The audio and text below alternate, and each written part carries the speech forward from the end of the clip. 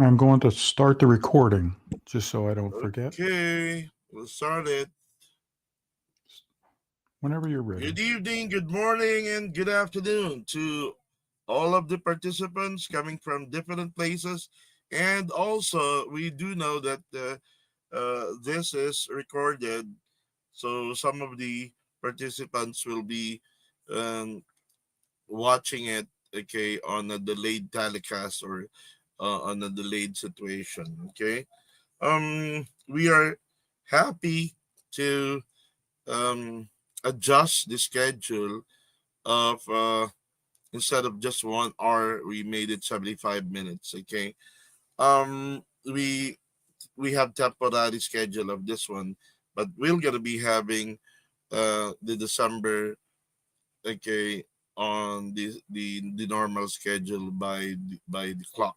Okay. Okay, good morning, good afternoon, and good evening, especially for those who are coming from different places or different countries. Okay, we are uh, welcoming you at the UCSSC, and we do have here the topic for today will be the elite coaching. Okay, now one of the top participants on learning is Nicole, and she had been consistently attending. Okay, Nicole Blanche of Cavite.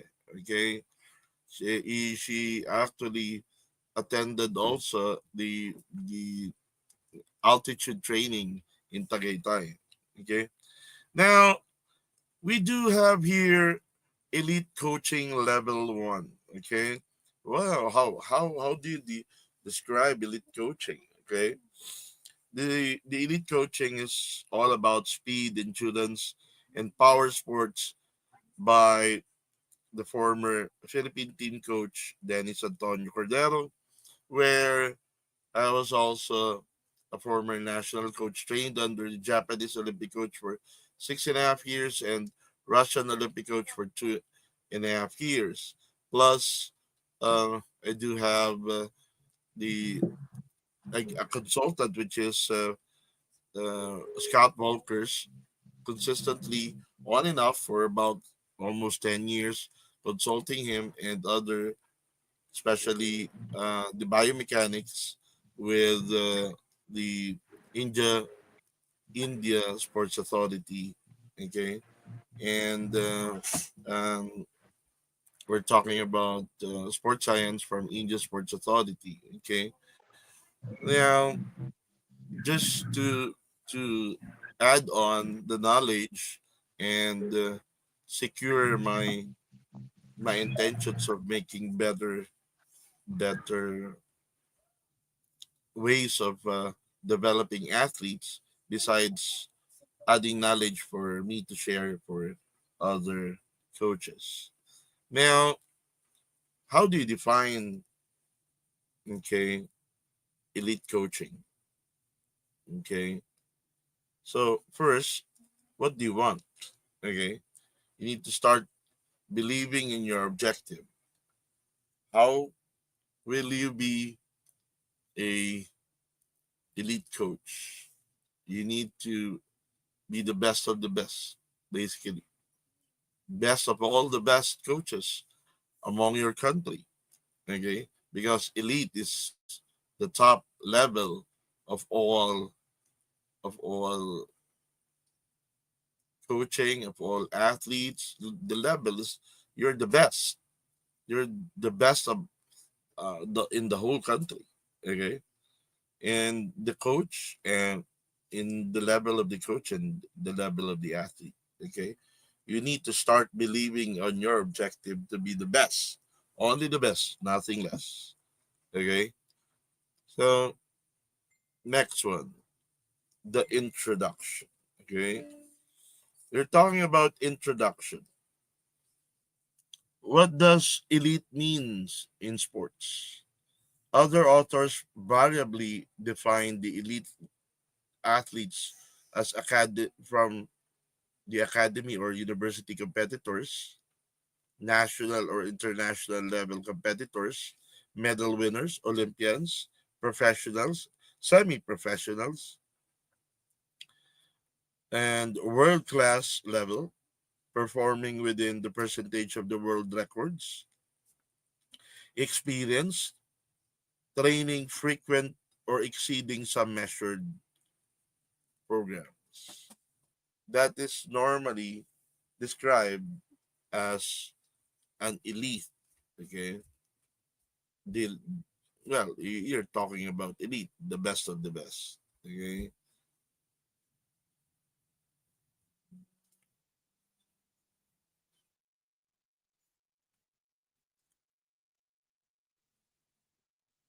elite sports training is a structured, high intensity approach that combines specific exercises, strategic schedules, and the mental discipline, okay, to optimize athletic performance. The key components includes focus on the max velocity, sprinting, low intensity, plyometrics, power, strength exercises, and advanced recovery techniques. Example of the advanced recovery techniques is ice. Okay, you're gonna be doing an ice bath. Okay, all integrated into long-term plan with a focus on continuing improvements rather than just external comparison. Okay, introduction of the elite. You cannot compare the training plan of novice, training plan of age group, and training plan of the elite. Elite is above high school level. Elite is above college level of training. Elite is dedicating about two times in a day training. Okay, elite is about training 3 hours in the morning, 3 hours in the afternoon, sometimes 4 hours. Okay, about 12 sessions in a week. Okay, that's the elite. The elite is aiming for perfection. The elite is aiming for the best. When you say the best, did you remember Michael Phelps? Okay, wanted to be the best among all, aiming for the 8 golds. He doesn't have a break within a week. So he trains 365 days in a year. Okay. Wow. If you try to say 300, okay, 365 days in a year, taking off the Sundays in every week is already taking off 50 weeks. When you say 50 weeks, no, 50 days. When you say 50 days, taking off 50 days from the 365 days in a year, that's 315. So that's a total of, wow, 365 days minus 50 days of Sunday. So it's really a big thing. Okay. Can you take off Sunday as an elite? If you're Michael Phelps, can you afford taking off 50 days or 50 sessions? Definitely. It's really important. Okay. So you wanted to be the best of the best. You want to be perfect. So, for example, let's try to compute. Okay. You're training I am. So if you're training I am, so 10 by 100 kick is already, okay, 10 by 100 kick of the fly is already, uh, what? 10 by 100 on 130 will be 15 minutes. 10 by 100 pull on 130 is 15 minutes again.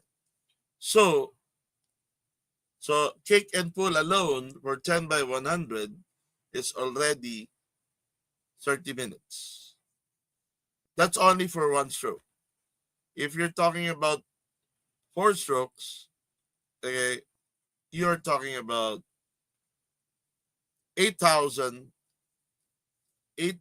meters for a 10 by 100 per pull, 10 by 100 per kick.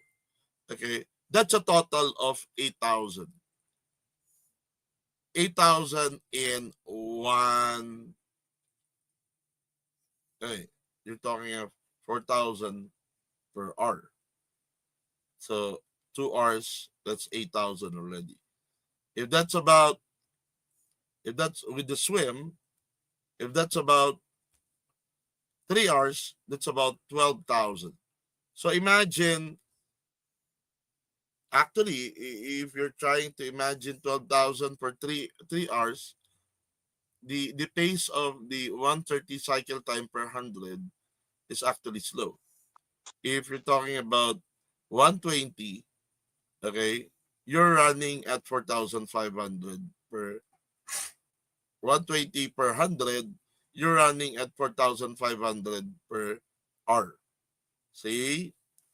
So you need to understand that if you're running at 3 hours, okay, squeezing in the whole schedule, okay, you are running at rough estimate 3, uh, well, you're talking about 12,000 per 3 hours.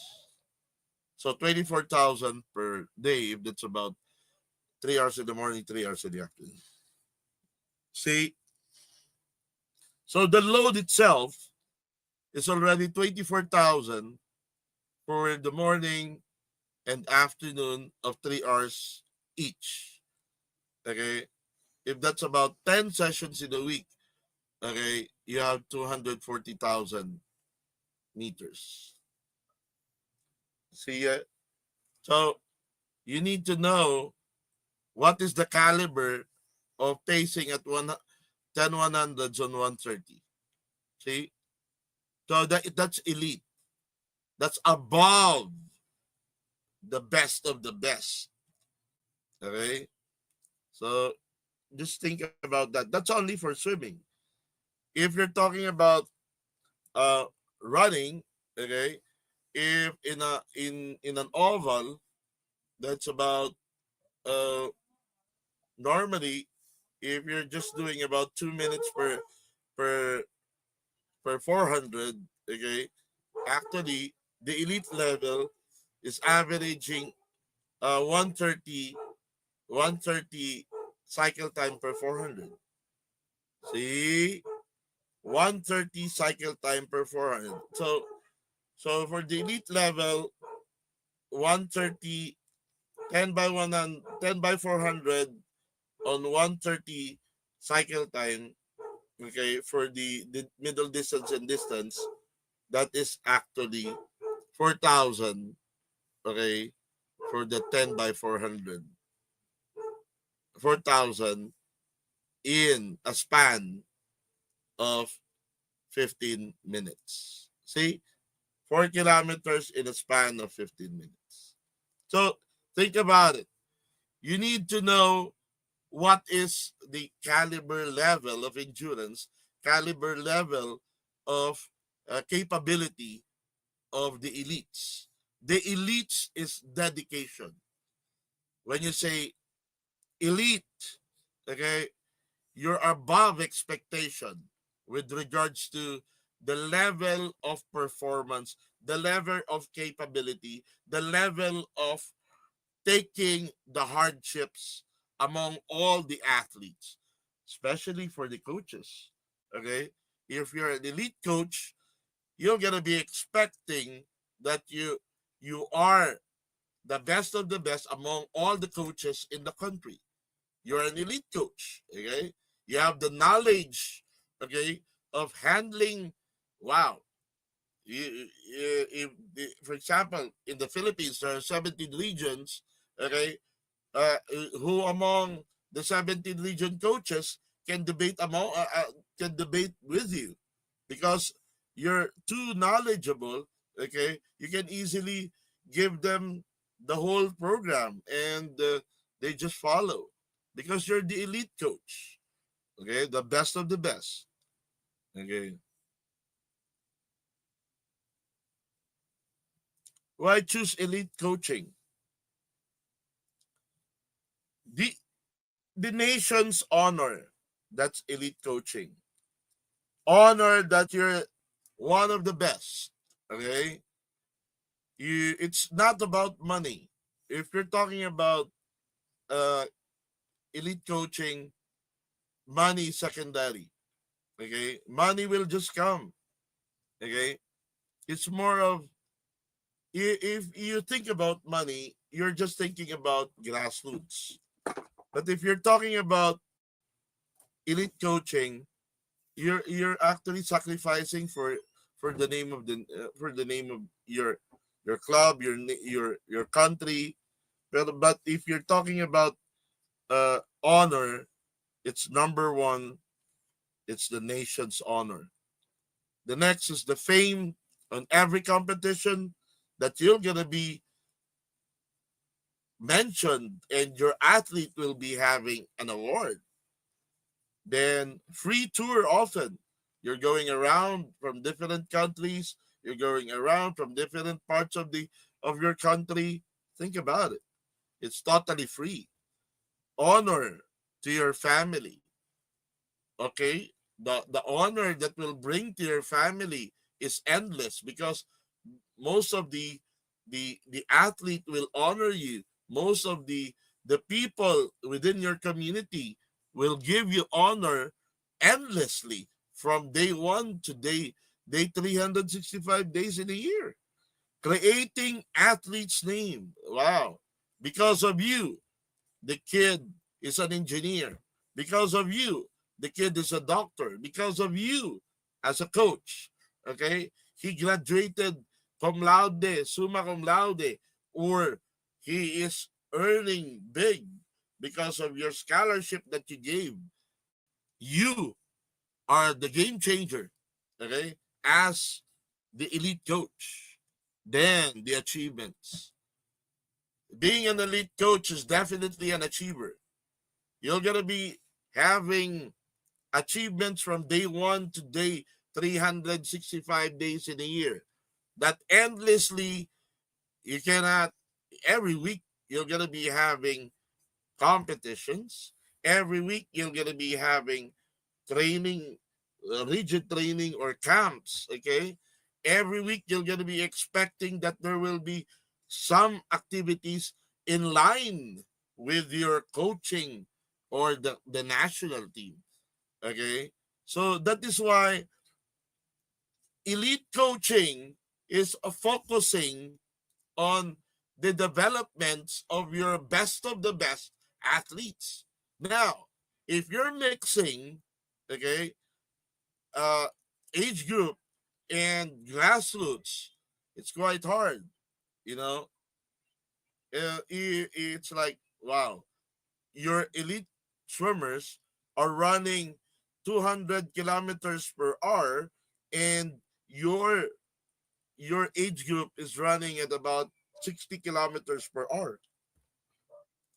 So the level of attention, okay, to the 350 days in a year for the elite coaching can never be, okay, compared to the level of the age group coaching, because age group coaching, they're not yet prepared to be criticized often. They're not yet ready mentally, physically, emotionally, okay, to be an elite level. So if you're talking about age group, comparing to the elite, it's way far. The age group coaching comparing to the elite. It's way far. So do not ever compare a national coach to an age group coaching, because if you're talking about knowledge, definitely the elite level, okay, can easily make the progress of that age group be be a well with a turbo on the program. But he wanted the elite coach wanted to focus on elite level coaching. So the age group should at least accept that there's a big difference between age group and elite coaches. Elite coaches, you need to understand that they're just thinking of the best of the best for the country. Okay? Simple. Okay? We're going for the next one.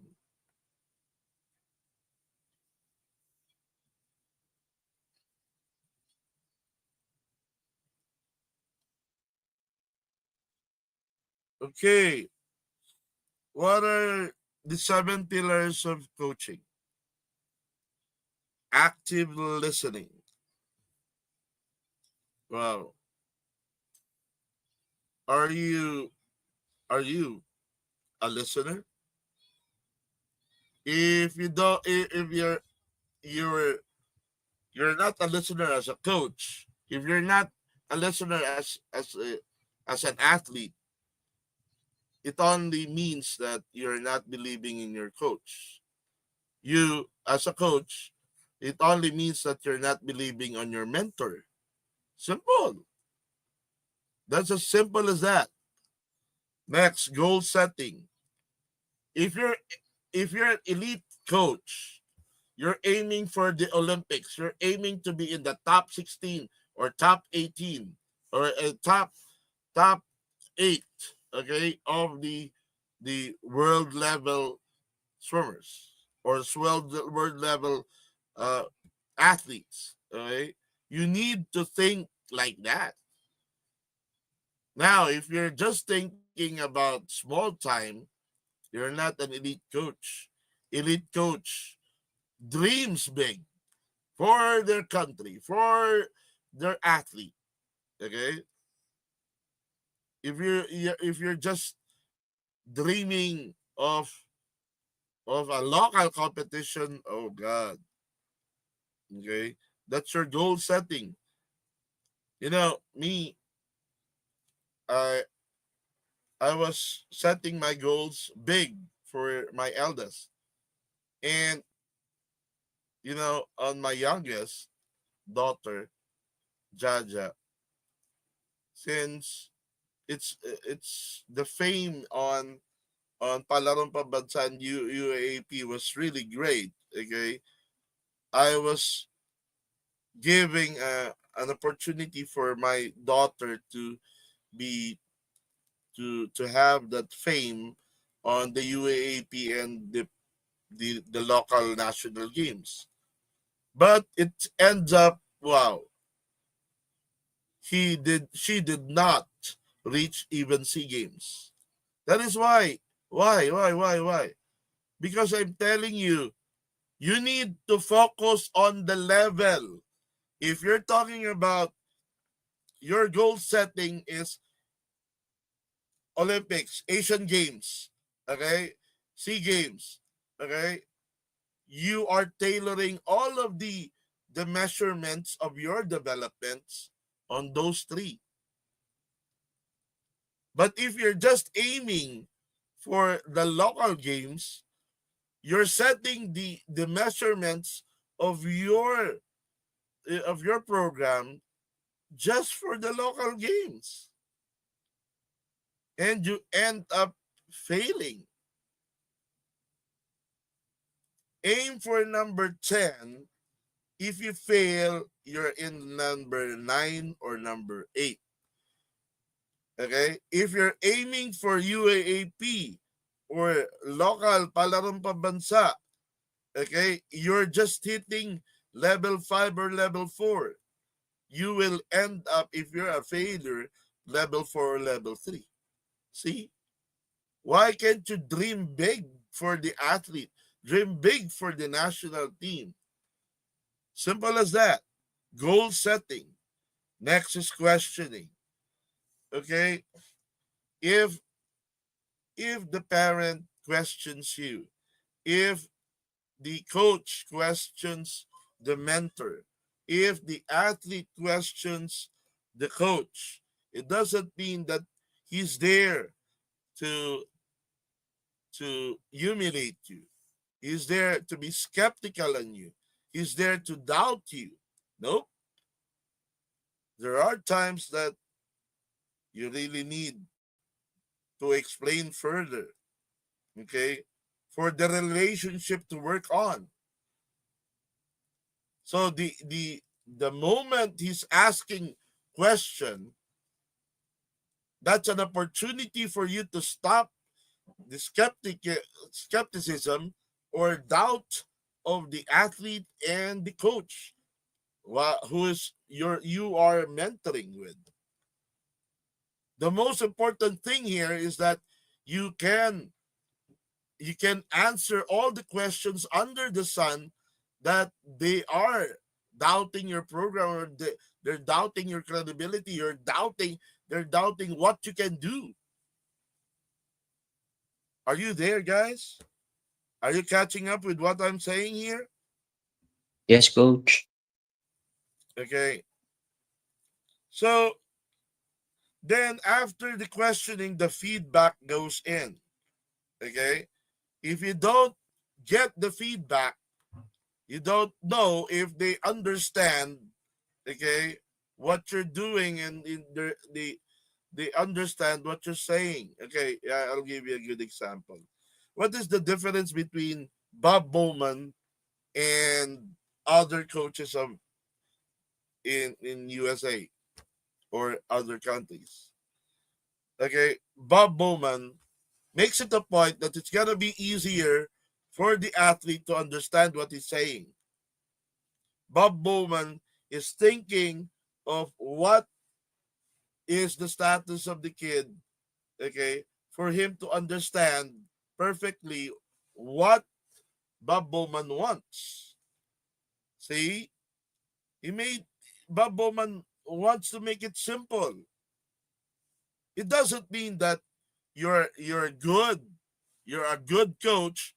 You're gonna be saying words which is, oh wow, I'm a sports science coach, I'm a physiotherapist, okay, and I'm gonna be saying words that it's gonna be that will bring out, wow, this is a very intelligent coach.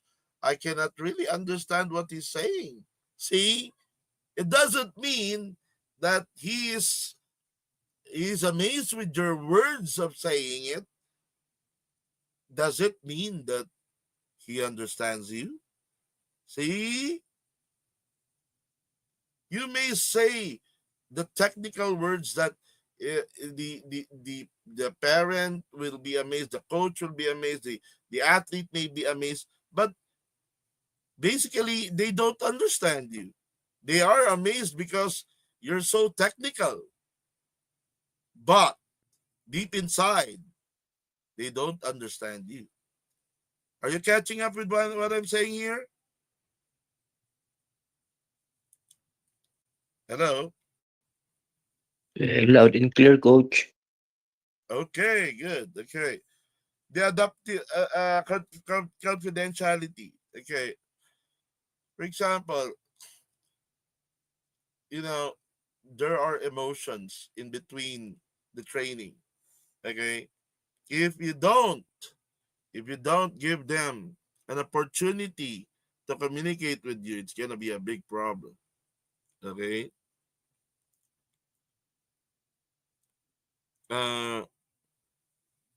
Are you, or can you hear me, all of you? Yes, coach. Can you hear me? Yes, coach.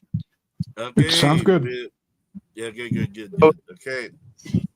So confidentiality speaks about, for example, the kid is emotional on you, the kid is emotional on the team, okay, and the kid doesn't want to tell the team, so she will not be the relationship between the team and the coach will not be affected.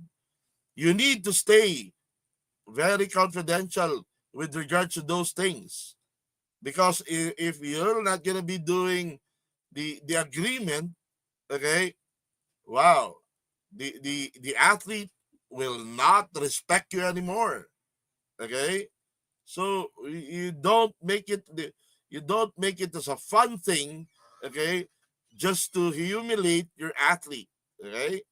This is not age group, this is above the level, okay. uh if you're talking about humiliation, wow, you cannot humiliate the elite athlete, okay. You're supposed to give them love, okay. You need to let them feel important, okay. Now, adaptability. Now, if you're talking about adaptability, there are workouts that they cannot really adapt on, okay. There are workouts that uh it's they're not comfortable with, okay. So you need to understand that there are athletes that doesn't, okay, blend on your kind of a program.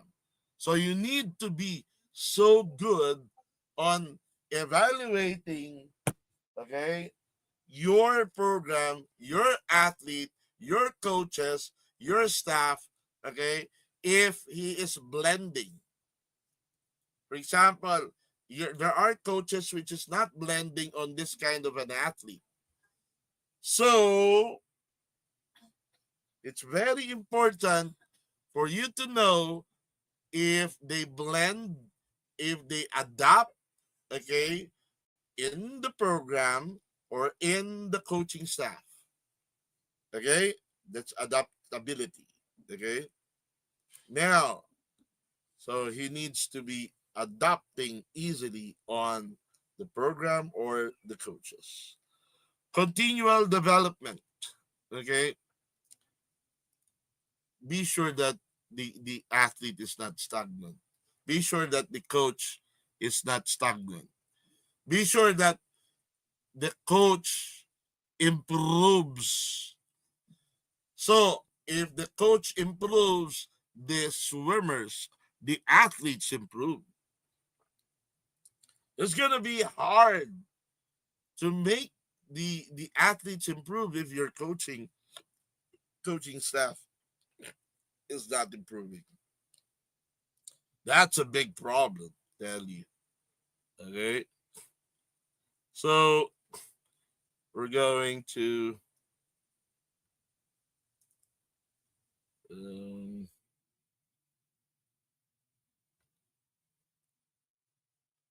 this is number 8.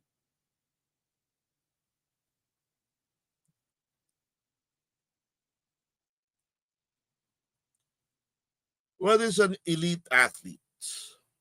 Okay. Am I right in this one? Yeah, yeah. Try to read it. So it's gonna be easier for you to understand me. Okay. An athlete who has reached the highest level of performance in a particular sport.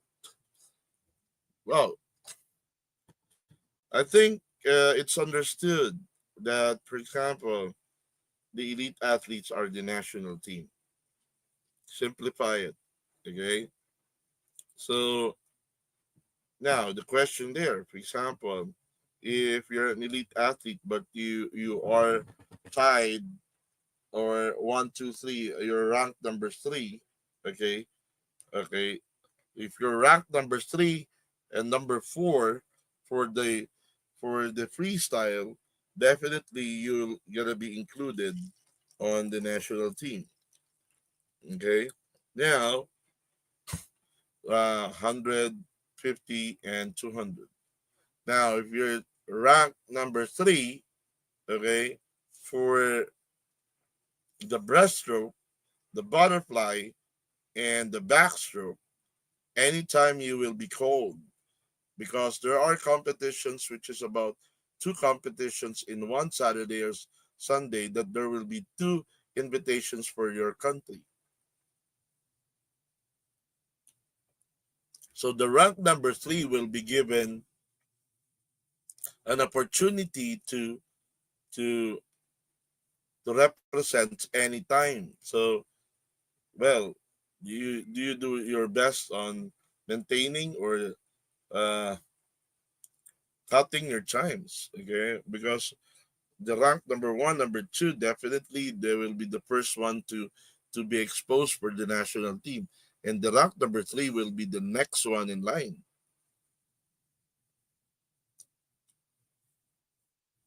Activeness for the coaches will mean an opportunity for them to be part of the national team.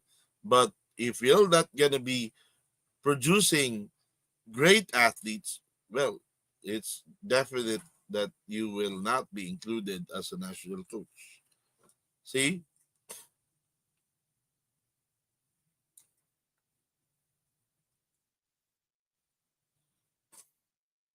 the timeline. This is what you call a timeline. Okay? Now, try to read it. That is the timeline. Normally,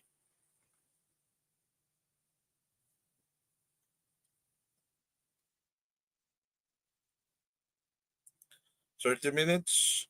Normally, you consult the partner with the veteran coach. Day 10, training journey, check in. Day 30, evaluation of your program. Day 60, exams on the effectiveness of the program. Day 120, mid-year assessment. That's normal timeline. Okay, on your program.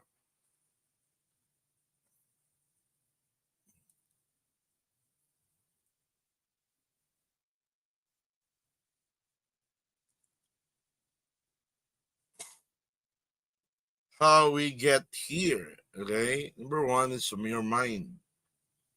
Think about the goals you want to accomplish. If you want to accomplish uh SEA Games, well, it's a shorter time. If you're trying to accomplish World Cup and Olympics, that's 4 years. Okay, 4 years. Okay, 2 years for the SEA Games. Okay, that's 700. Okay, you take note.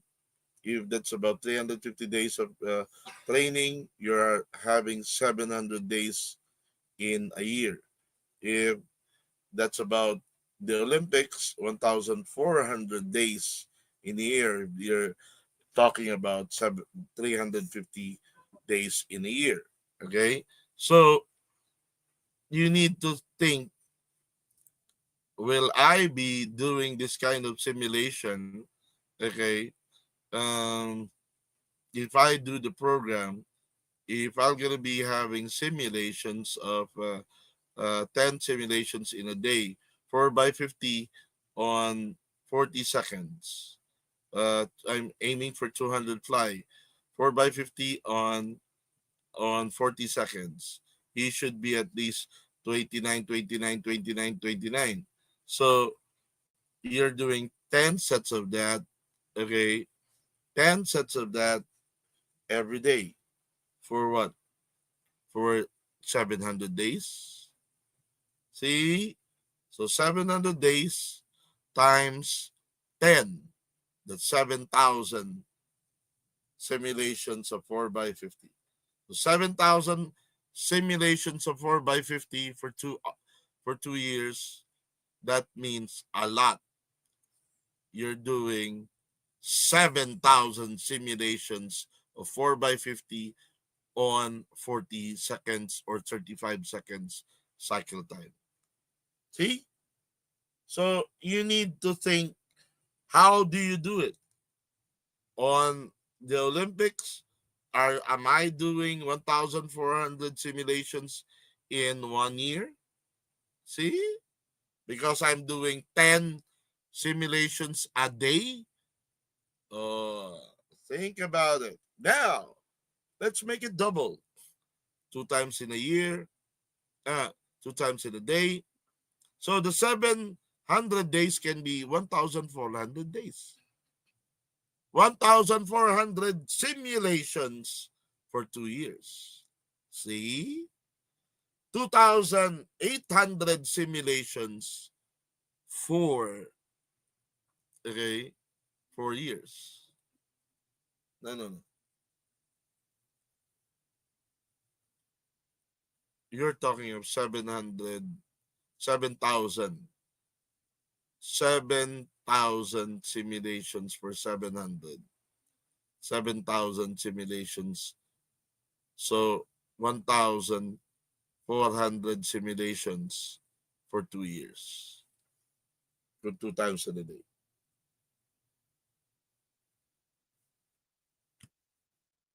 $14,000 for short. 14,000.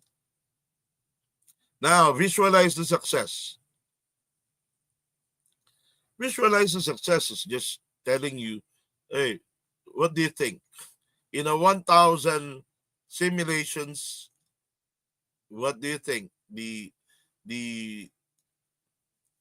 29, 29, 29, 29, 29, or 30, 30, 30, 30, 30? Is it possible that he can take about 4 by 50 of the butterfly, 30, 30, 30, 30 as what? 2 minutes. What do you think? Is the maturity can be obtained in 500 days or 700 days? 700 days? Wow. 700 days is 14,000 simulations in 2 years. That's how you visualize the success. Engage on healthy mental practices. Now, you're talking about healthy mental practices. Okay. So, you're talking about your intakes. Okay. Well, what do you want? You wanted more of the vegetables, more of the you want the rhythm of your training. You can have relaxed time. You can schedule. What do you want? Okay, more of the eating habits will be well organized by the dietitian. Okay, so healthy mental practices. It's basically you can relax, set your schedule so you can be well relaxed, not stressed. Okay, heart, trust that you know yourself best. The cardio level should be always not being disregarded. Then believe in the power of your motivation. Everywhere you go, you're supposed to be having your motivation to sustain what you're doing as a hardships in your training. Next, know you can do anything if you put enough effort into. It's hard, you know, it's hard. But the rich from rugs to riches of Senator Pacquiao, you saw how he delivers. Okay, the efforts of being a superstar. Next, body. Listen to your body. Never push yourself beyond your capabilities. You know how to feel yourself if you're incapable or not. Okay? Feel yourself. You don't just merely follow instructions without feeling your body if you're able to comply with the demand of training or not. Okay. Next, breathe, stretch, and allow plenty of time to recover. As I told you, you really need to schedule what kind of recovery, what kind of relaxation would you like per day. Okay, definitely you're gonna be needing that. Okay, stay hydrated. It's gonna be easy for you to do it. Just stay hydrated.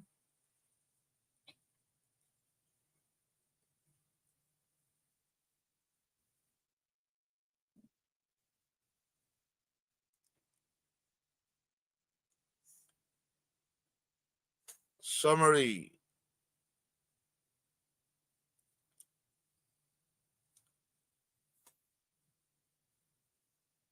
Okay, wait. I'll try to uh now if we're trying to wait, I'll try to check it out here.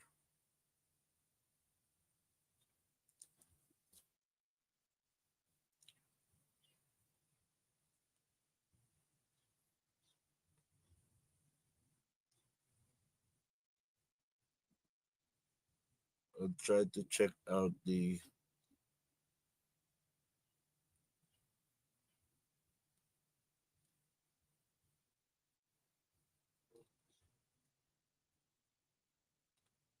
wait. Wait.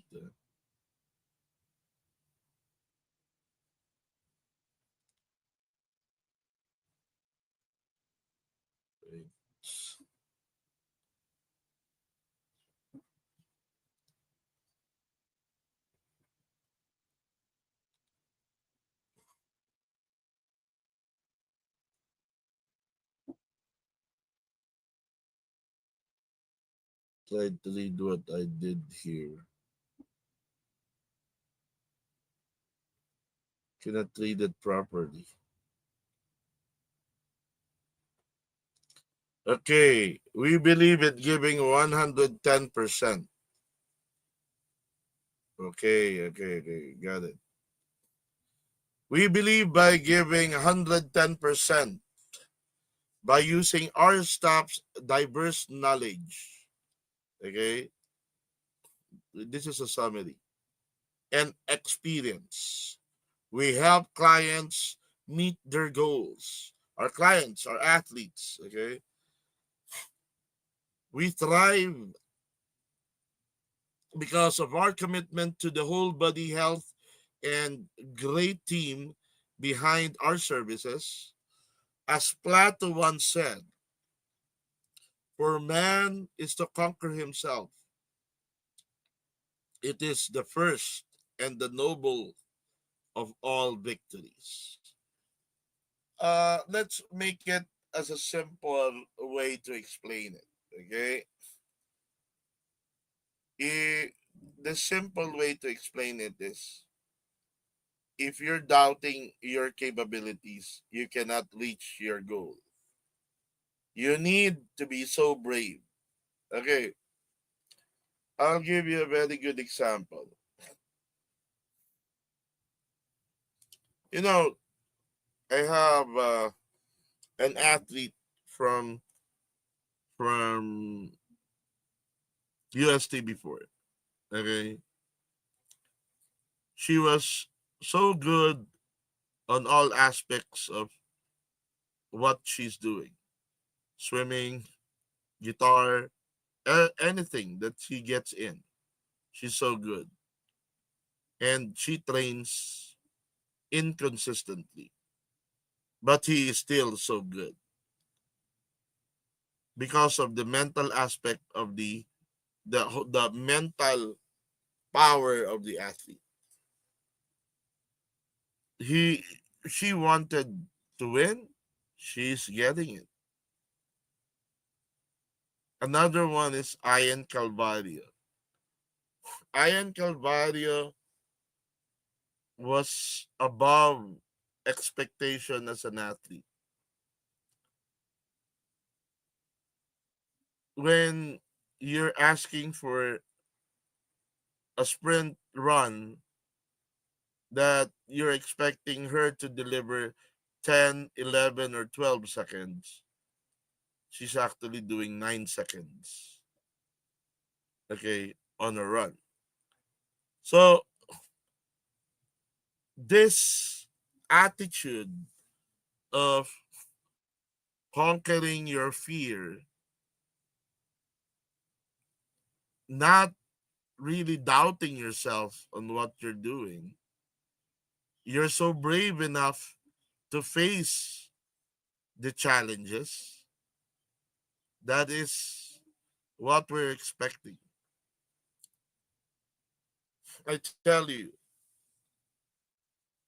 nobody came close to Ian Calvario that I made her. Ian Calvario was wow, so brave that when she talks, she really means it. I have athletes going to China saying, coach, if he she talked to the head coach of the Philippine team. Coach, if I don't feel that I'm improving, I'll gonna go back to Manila in just 1 week. Then another flyer of the Philippine team says, coach, I need to go back to where I'm training before. Okay? I feel that you're just making me a pacer of your favorite swimmer here in the national team. See, that kind of braveness, you can only see that, okay, on those who are ready to die for the name of the country. He or she is so brave enough that he he respects the coach, but he is ready to die for what is he or she is fighting for. That's the attitude of braveness. Okay? Above what you can expect.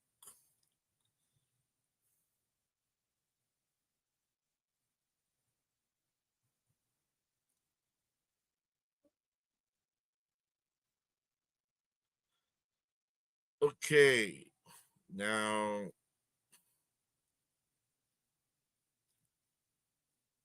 showing. Okay, I want to see your faces now.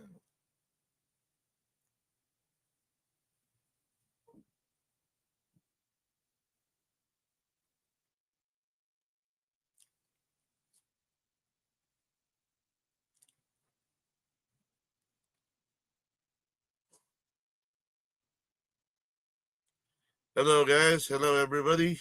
Okay. Gallery. Hello, Casiano Pasha. Okay. Good Yeah. evening. Yeah. Good evening. Okay. We're talking about elite coaching. Elite coaching. I've been uh, managing rugby Philippines. Okay, in HMR. Okay, the owner of the HMR has about 7 rugby teams in the Philippines. Now, one of the rugby player that I have is actually uh coming from what's this? Um Bicol. He's the I think major of the Coast Guard. You know him, Percival. Yes, coach. The one that you show in the picture, si Coach Palo, Sir Palo. Oh yeah, Mr. Palo. Mr. Yes po. Palo was under my supervision on where I'm managing the HMR rugby team. Okay, you know, Mm, it's like this. Okay, the best of the best. So the group that I made was all Filipino, the best of all Filipino rugby team. I made it there. I got 300 pounds, big guys. Wow, we're traveling uh in the middle of the night just to come there in the middle by about 4 o'clock in the morning in in the in the game area. Okay, you see the whole aspect of choosing athletes are you need to have your criterias. Okay, so they're willing to sacrifice that. They are traveling from 7 o'clock in the evening, okay, going to 4 o'clock in the morning, okay, in Calamba. Okay. I'm I'm I'm letting them travel that far just to play rugby. Okay. I'm getting funding coming from corporate, which is HMR, just to play rugby. See that the criteria is the best body and the best active persons at the ages of 28 to about 30, 39 or 40. Okay. So I got those people, okay, to come in. Now, coaching elite is the best of the best. You have best athletes. You're supposed to be respected as one of the best coach if you're just focusing on elite athletes.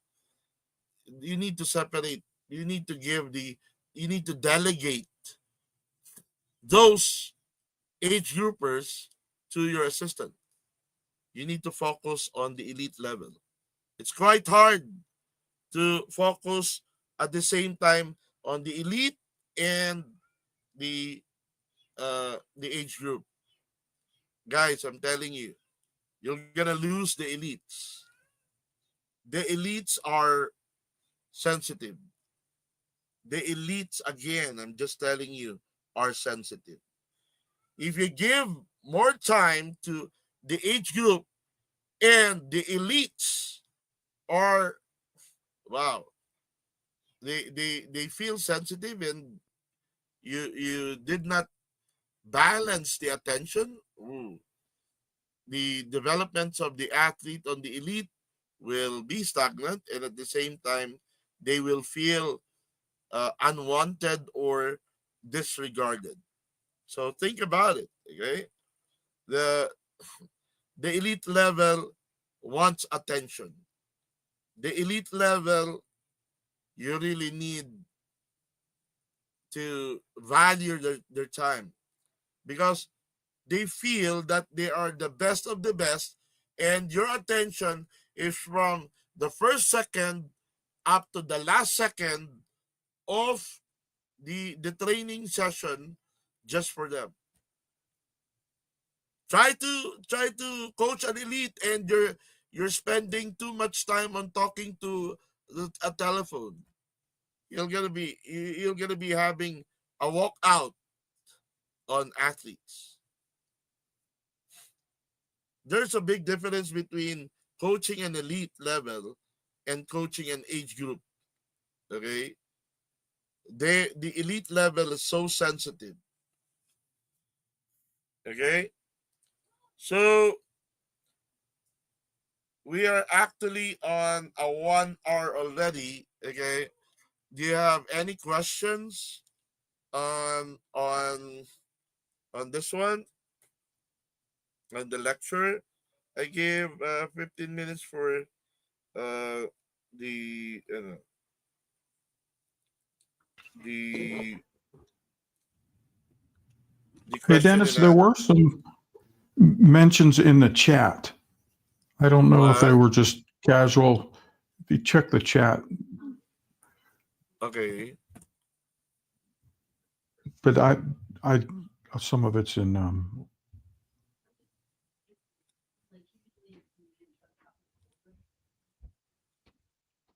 and others that don't want to speak could put things into the chat. You want to have question? Please put it on the chat.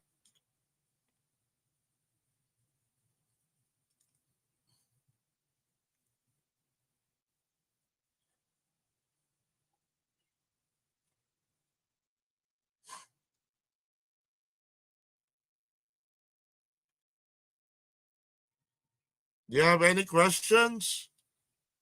Because I'm gonna be giving the floor to the next speaker. If you don't have a question.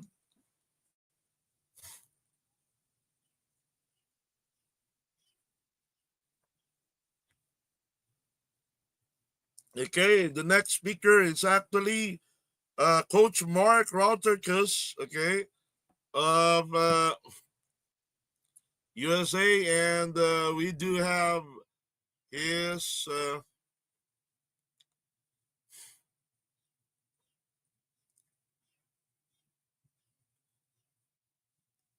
Yeah, welcome.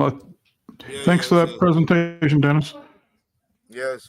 Thank you. I have some slides. I want to share some ideas with everybody Yeah. today. And The floor is yours now, Mark. thank you.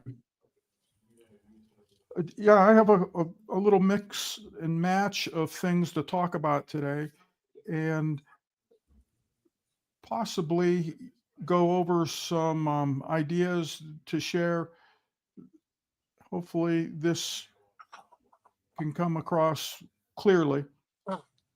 One of the things that I wanted to focus on are the words that a coach uses. And there's an example of this in a moment, but this or that, or here or there. When we're speaking, we need to give great descriptions for audio clarity. It's not enough to stand on a deck and say, put your hand here, not there, because the swimmers aren't going to understand what's being said. So those descriptive words are very valuable. And I wanted to bring this to our attention that we're going to see. So we were talking online the other day with a coaching friend, Steve Friederang, and he was speaking about medial rotation of the shoulder joint. And he was saying, do this, not that. And if you're just listening, you have no clue as to what is actually being said. So let's take a little flashback. I'm going to jump away from the slides for just a second and try to find this clue. And we can listen to this, not necessarily as to what's being said, but actually as to how it's coming across. So it's just a moment while I find it. And it was in this podcast, I believe. It's this one. Yeah, Steve uses a lot of video with the kids, and that's fabulous. And give this a listen. The shoulder medial rotation is critical. We're talking about the medial rotation of the shoulder joint with Steve Friederang. It's all about the strokes and the shoulder positioning. The shoulder medial rotation is critical. What I was just telling her looks like a very minor thing, but they've heard it a lot and they still mistake it a lot, but not as much as they used to. The average, so we really teach this in breaststroke. When people come in and their shoulders are rotated this way, okay, we want medial rotation of the shoulder joint. That's this way. If you're rotated this way, the only thing you can do with your elbows is bend them toward your face, right? You can look like this, like you're doing it right, but my shoulders are still rotated out. It's hard to see. It's really subtle. Now watch just my shoulder. It's good that I'm wearing a tank top now. All right, it's from here to here. It's very subtle. It's very hard to see, almost impossible to see when you're just watching from the deck. It's even really hard to see unless you're absolutely looking for it. But what you'll see, even if you can't tell they're doing it, is when they put their, especially in butterfly or breaststroke, if they have their hands here, they can't, and their shoulders are rotated out. Now look, the hands are the same. So, right, you could actually rotate the wrist joint and put the hands in the right place, and it looks like they're in streamlined position. It looks like they can pull, but they can't because the shoulders are rotated outward. They can't do this. They can't rotate and get a early vertical forearm. They can't do it. It's just physically impossible. No matter how flexible you are, but some people are very flexible, get away with a lot of it, and can have a really narrow front pull. But I don't even like that. So, I mean, the only reason I like it is you don't have to get the hands out and then get in this position. But again, even if the hands are out, they could have their shoulders rotated the wrong way. And so it looks like they're pulling back, but they're not. And it looks like they're dropping their elbow, but they're not. It's the shoulder rotation here that once it's rotated in, now they can come in here and pull themselves forward by pressing the water backward. But until the shoulder is rotated inward, then that won't happen. Now, the clue is that most good swimmers rotate their shoulders inward and pull with an early vertical forearm. But there's a pause. So when you have that glide in the front of freestyle, they've got their shoulder rotated out a little bit like this. And so they're gliding because they can't pull. Then they pull and they get done. Then this arm starts moving and then they start to rotate in and get the water. During that time, that loss of velocity is when we have an opportunity to swim faster than people that do that. Okay, so I'm going to jump off of that and allow you guys to come back to it and watch the complete video. I love it.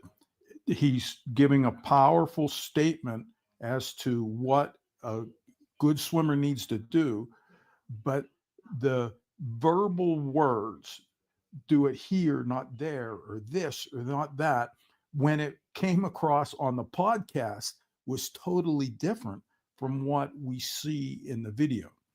So, and some people are more tuned into what is visually in front of them. Other people are going to be more into what is the verbs, the words, the language that is said. But as coaches, we have an opportunity to really speak clearly and to make more flowerful, more detailed, more descriptive languages. And, so I wanted to give that as an example as to what we have to be able to look for, some of the subtle things. So here's one of my favorites to give you another example. And I try to teach this to the kids all the time. And you guys should do this with me. So I'm going to talk about the wrist joint. And if everybody holds their right hand sort of toward the screen or forward so that your thumb is up and your pinky is down. And you can fishtail in or out. So I would say that the fish is swimming behind you. And when I fishtail in, the palm of your hand is pointing more toward your stomach, toward your abdomen, toward your body. When you fishtail out, the back of your hand is going toward the back, but your palm would be pointed in the other direction. So everybody, I would get the kids to do this, the fishtail. Now it's going to be different on the other side. If your left hand, is fishtailing in, now both hands are fishtailed in or both hands are fishtailed out. So you get this motions moving in a certain plane. The other way a wrist can work is what I call a handshake up and down. So that when you're doing handshake down, your pinky is going lower, and your in handshake up, your thumb would be going up, so that your hand could go up and down in a more like a handshake motion, but it's just happening here at the wrist joint. And then the other motion is I'll call doorknob open or doorknob close. And this is the rotation. So for me now, technically, sure, some doorknobs you could turn either way, but on maybe a levered doorknob, you would doorknob open so that your thumb would rotate from bottom to top. Or the other way would be doorknob close, so that your pinky would rotate the other way. So then when we're talking backstroke, I like to see the swimmers do fishtail in, handshake down, doorknob closed. And if you can combine a little bit of all three of those, your wrist is going to be in a position that they are understanding. So then when it comes up to the entry over their head, they can do that motion and have it work.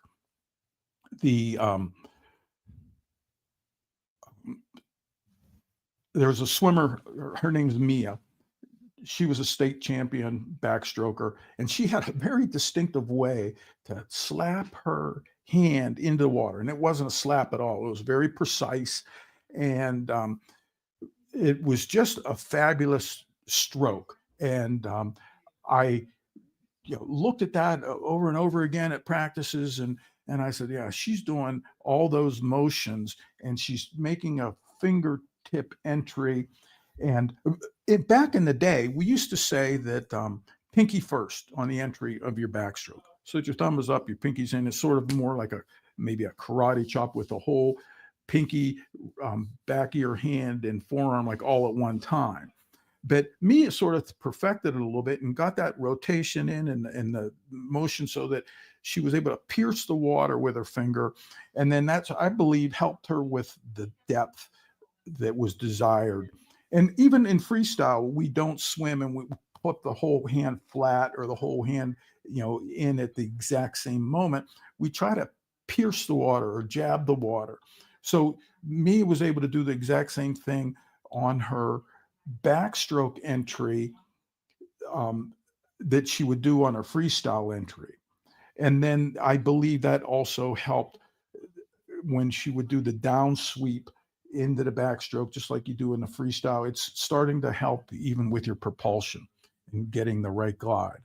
But if you don't have the languages and the description and the somewhat of a routine already established with the swimmers, then it gets to be, very difficult to do. In New Zealand, I took a course.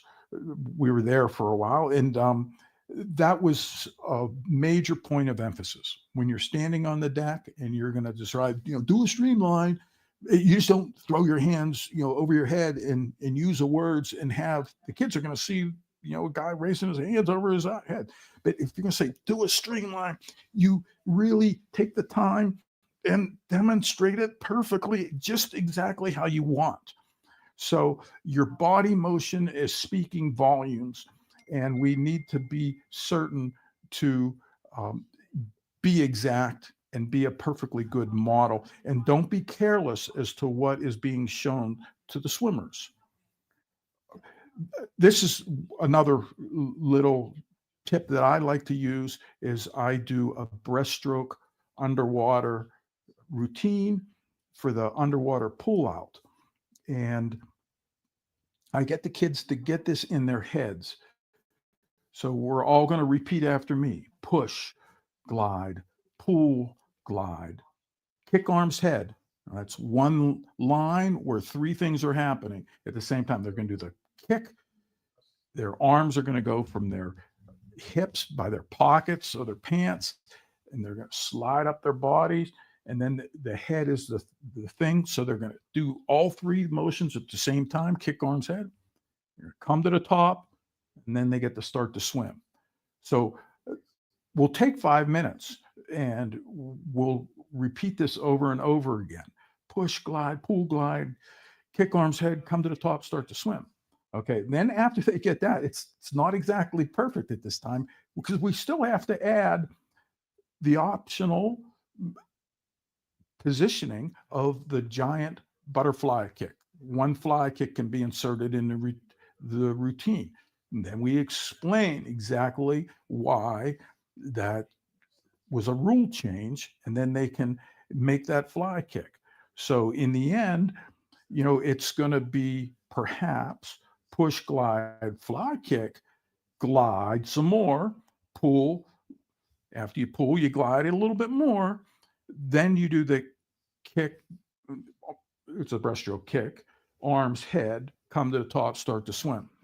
So that fly kick, some people like it to occur right after the first glide. Some people like it to happen while they do that big pull.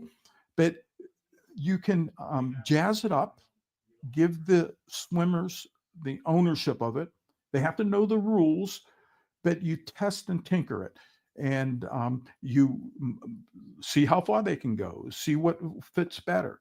And they should really know each of the components, know the routine, and then be able to figure it out with themselves, over time. And this takes, some minutes of practice. But once it's a foundational thing, and the kids should be learning this, maybe if they're, regular full-time swimmer, their first year of swimming. But I was surprised. I was coaching at a college meet the other week. I was actually timing. There's a big college meet, and I noticed some of the breaststrokers weren't really deploying that butterfly underwater kick with any energy. So they were doing the first part, but they didn't have the kick. I said, "Hey, coach, I like the way he was swimming, but boy, you're fast. If he could put a little extra zip into the fly kick, it'd be, valuable." So some of these fundamentals are often even good to go back and review with, those elite swimmers. And even with those swimmers, if you teach them a really elementary thing, you're coaching them so that one day they'll be able to coach their own kids, or they'll be able to be a better coach in the future as a professional. So take the time to teach some certain routines, even to the elite kids, so that they are understanding, okay, so when I next give a private lesson, or when I next, see a group of 12-year-olds, I can teach them something, and I'll be able to lean upon some of the experiences that my coach taught me.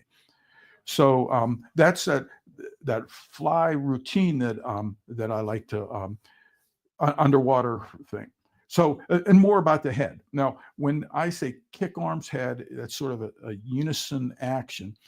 It's really not just the chin coming up and the head going up. We need a great body position throughout. So when I say kick, arms, head, it's really a way to lift to the surface. And that often happens with a full body motion. You're going to arch through the back and try to keep your head in rather than popping your face up forward and having that stop the water. That's one way to get lifted up, as the bow of the boat, is coming up, and you're going to go. So that head position is really important. And especially right when they start, when they do that first push and glide and the pull and the glide, their head has to be in line, and they should not be looking where they're going. And now, of course, in practices, you need to have a clear lane or clear space in front of you so that you're not running into something. When your head is down, you're looking straight down below you. So if the sun was at 12 o'clock over, you would be able to see your shadow exactly. And when you're looking straight down, you can't see what's coming. So in practice, kids often get a bad habit of pushing off and making sure that they're not going to, come into a person that's wiggled into their lane, or when you're doing circle swimming and stuff. So you really got to work on this head position And when I say kick arms head, it's not just the head coming up. So that gives you another opportunity to talk about, getting that head in the right position. Hopefully these slides are showing for you. So, but it's another frequent expression that I use is different strokes for different folks. And sometimes, I don't always have 100% of the time, this is the thing to do, and things change, they change by the athlete, by the body position, by the growth, by their center of gravity, where the youngster is going to change, especially with the girls as they mature and stuff. And, even their best strokes will change, right? So what we like to do, and what Steve talked about as well in some of his messages, is that you teach it all. You teach A, you teach B, you teach C, and then you say, okay, now I think it's best to do this. Here's my best solution. Hey, but in the end, you as the athlete, you're going to own it, you're going to decide, and you're going to be able to put it into practice. So I like to teach things all over the map, and so that we give the athletes a larger arsenal of tools. Our toolbox is going to be deployed with many different methods. And along that lines, my father said this, he was a teacher, if you know it well, you can do it forwards and backwards. So I took that to heart, and I teach my kids to swim reverse style. Maybe this is something that you could try, or maybe you do it already. So you swim like the old films, they would sometimes play them backwards, and rather than the ball going into the hoop from the basketball, it goes out of the hoop and back into the player's hands. It's pretty hilarious. But even with swimming, you can see the person swim forward head first, or you can see them swim backwards feet first. So I like to take some time. We generally might do 10 minutes a day for 5 days in a row, and we'll start our little reverse swimming method and teach the kids how to hold onto the wall with their hands, make their body rigid. It's behind them, point their toes to the other end of the pool so that their face is right there by the body, and they push off with their hands rather than pushing off with their feet. And now their feet are going to go first down the pool, and their head will be last. And they swim freestyle in reverse method. They have to grab the water that's down by their pockets or by their hips as long as they can, or sort of reaching by their knees, and then they push that water all the way forward and then up over their head, and then they come with their hands out of the water.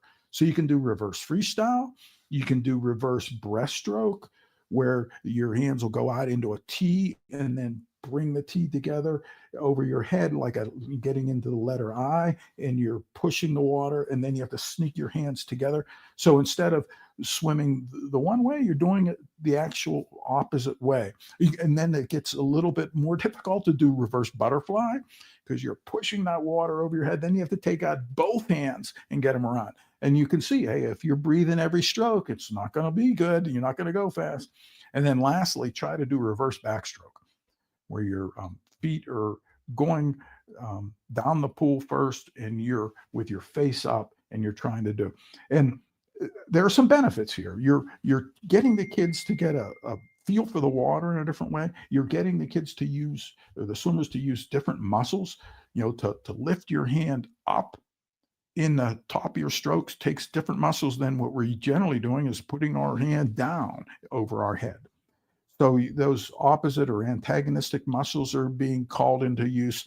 And it's also, I think, really starting to rewire our brain, and getting us stimulated. And it's almost hard not to giggle or to laugh or to have some fun doing that. And it's something that is definitely not going to help you master your specific stroke, but it's going to start building that rich arsenal of tools as to how to make things work in the water, how to follow instructions, how to figure things out. Another major variation that I love to do, and it's something that's often debated in swimming, is pulling in the S pattern. Do you teach your kids to put your hand in and then make a figure S as their hand travels down their body, or do you teach them to put the hand in and pull straight back? Well, so it's gone different ways. Here's my solution: is teach them both. So one way that we teach them in a drill situation is to what I call zigzag, and then it has a zigzag number. So it could be zigzag 3, which is you're putting your hand in and you're going to make a zigzag with 3 points: corner 1, corner 2, corner 3. Or you could zigzag 11 times, zigzag 5, zigzag 7, zigzag 11. So you can put their hand in the water and they're going to zigzag it 11 times back and forth. And that's getting their hand to change the pitch, but it's also getting that sculling motion going as they go all the way down the pool, and they're getting the feel for the water in a different way. So I call that a zigzag drill. Another thing that I try to overteach is the finish of the stroke. And I call this finish up, where if you take your hand out of the water, it past your hip and begin the recovery, and there's zero splash, it's zero. And I'm using yards or feet on this, probably feet. Sorry for the international thing, but I have it from 0 to 10. So if the kids come out of the water with their hand at the finish and the splash is so explosive, like a volcano, that is the water is going up and dripping onto the backstroke flags, that's 10. So we'll practice swimming with different intensities and velocities of our hands, just grabbing that water. And all I'm looking for is that they're making a big exit flash. Now, of course, you can't make a big splash unless there's a lot of velocity with your hand. And you can't just grab the water that's sitting at the surface. You have to start by grabbing the water that's below your belly button, and with a big, strong cup of the hands, and rotating your body hard and throwing your hand out of the water, but using your whole musculature of your arm and your back and your hips to make that explosive. And now they can't see what's happening over their bottom behind, so it's good to have the kids see each other, take a moment and say, I want you guys to swim under the flags and have such an explosive exit on this one. We're going to over exaggerate, but I want to see when we're done that the water droplets are dripping off the flags like it was just raining, because all this water's gone. So that's we call it also mud flaps. So a truck, is going down the road and they have behind its wheels some mud flaps on a rainy day so that that water doesn't raise up. So I want our kids to be able to be explosive at the finish of their strokes, and they have mud flaps. That would be especially for freestyle, because you can rotate it a little bit for butterfly. Of course, it doesn't happen in breaststroke or backstroke. But then another routine that I have, I call perfect style. Now, we stress on the very first day of practice that practice doesn't make perfect. Only perfect practice makes perfect. But in our way of thinking of practice, perfect doesn't have to be fast. So if we're going to swim perfect, sometimes we're going to do it with precision, and we're going to do it slowly. So I like to do what's called a perfect 50. I'll give you the slides here. And one more comment here. So some people love the straight arm recovery, especially the sprinters. Other people want a bent arm recovery on freestyle. I think it might be great. Steve sort of agrees. Teach both. Make sure they know the difference. They can feel the difference. They can find their own groove as to how that works. I want to come back to this perfect 50 routine. Just a second. I got one more slide on this. But it's all about physical literacy. And in Canada, they have a great framework for gross body movements about the jump and the skip and the roll and the tumble and stuff. And Well, often in swimming, we're just doing the same repetitive motions, even though it's a 4 strokes, but we're not doing, somersaults and spins and twins, and rolls and jumps, so I think it's great to be able to have a foundational sport like swimming where you're using your whole body, but be aware that you're teaching a physical literacy things. Even with my infants, my babies, when they were 1 week old to 6 months old, we did a thing called kinetic repetitions. We're laying them down and change their diaper or whatever. But at certain times during the day, I would get them and we would do this thing. And they got used to it. I had fun with it, but I'm just using like my drill sergeant voice, and I'm getting in, "Are you ready?" And that would tune them into a more deeper, a more solid voice. And we would have fun, and I would move their arms back and forth. 1, 2, 3, 4, 5. And after each one, all right. And I would, rub their stomach. And then we would do their legs into squats or just back and forth, easy movement. And I'm counting that with them. And they got, even at a young age, they would get expected. It would be a happy time for them. But let's go just one more routine as to what I call the perfect 50 routine. And we would use this to start a practice. I learned this from Coach John Mason. He was a coach in St. Petersburg area, and we would take our trip there. Oh, goodness. There it is. So here's the first slide. There's a number of steps involved, and it's the way we're going to get into the water at the beginning of practice. So the first valuable point here, it's taking a moment to load for me. It's probably slow for you too, is to get into a zone of concentration with a focus only on the starter. So all the distractions are ignored. You're getting ready for the race. There's a time to wave to your fans and friends, or to cheer for the person that just went, in the heat ahead of you, or to, stare down your opponent. But then there's the next zone of concentration is, internal for the athlete, but also to the starter. So when we get into that zone of concentration, they're generally stepping to the blocks. If somebody says, "Hey," and they call their name and they look, that's not good. So that would be a strike against the zone of concentration. So it has to be where you're ignoring all the other influences and only paying attention to the starter. I'm going to the next slide.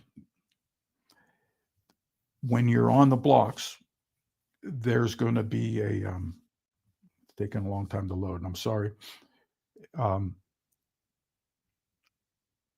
You're going to streamline in the air. So I ask that the swimmers put those hands together, one on top of the other, and they hit the streamline before they hit the water. This is just, some starts from some of the little kids. I think the slide missed one, and it's really sluggish, so I apologize for that. So we're going to have our hands hit together in the air before they hit the water. These are taking forever to load. And I have a little 10-slide PDF. I can put this into the chat that people can check out. Another phase is you dive, you do your underwater kicking, you start to swim, and you don't breathe. It's surprising to me how many people dive in and the first thing they do is come up and take a breath. Now, you've been breathing all day. Take your breath of air in the at the start, and then start to swim without taking the time to turn your head. I'm sorry here for this perfect routine. I had a summary slide I was trying to get to, and the disc is just spinning.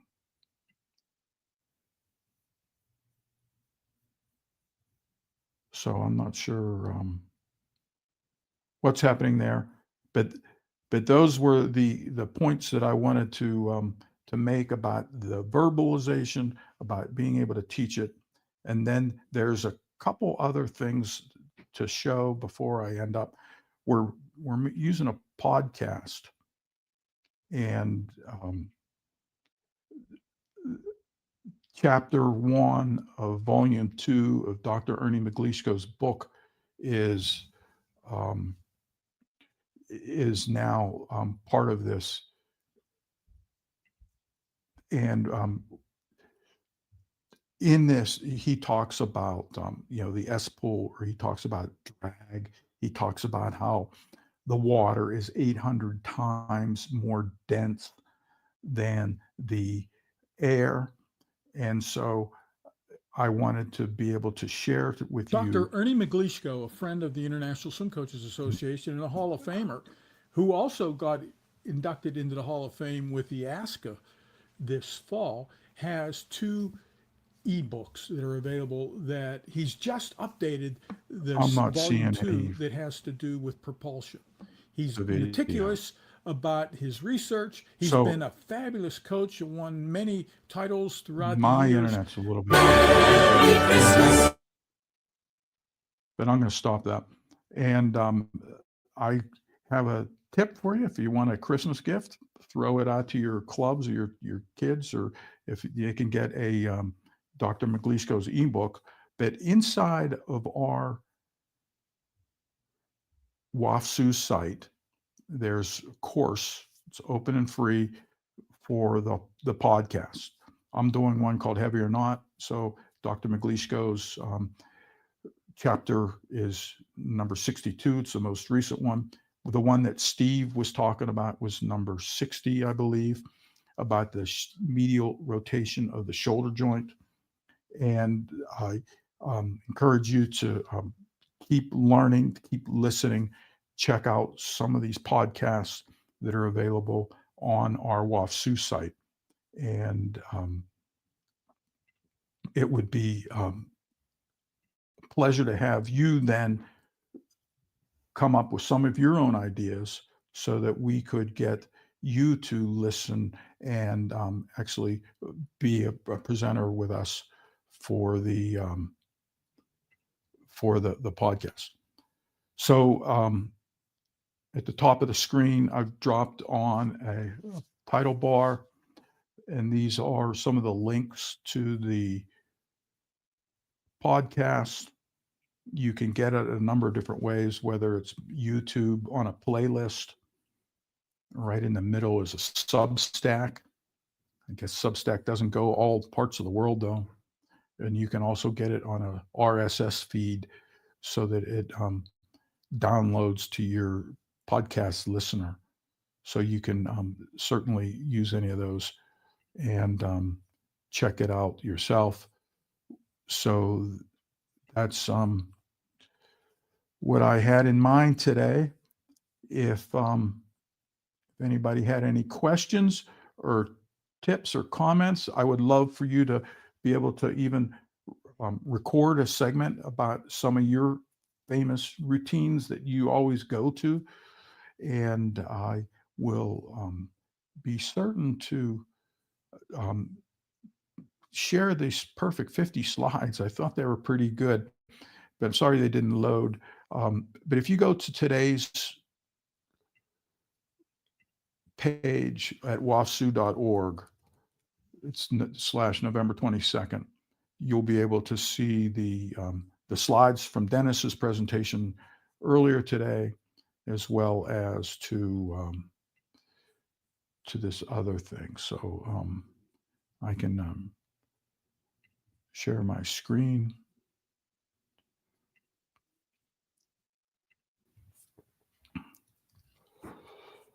These are the slides for the Perfect 50. Practice doesn't make perfect. They didn't load well then. So you have to start steady. I like to see the grab happen. Streamline in the air, dive, you kick, swim, breathe later. In the red zones, that's an area from the flags to the wall. back in the old days, those were generally just red beads on the lane lines. You don't breathe in the red zone before or after. You do, your final breath before the flags. You touch under the surface in the middle of the lane, one arm forward, the other arm back. At the end of the race, you give a sign of emotion, and there's the summary slides. But those slides are available on our WAFSU site. At the bottom of the, you can download them or see them there. And there were Dennis's slides too. So that sort of ends my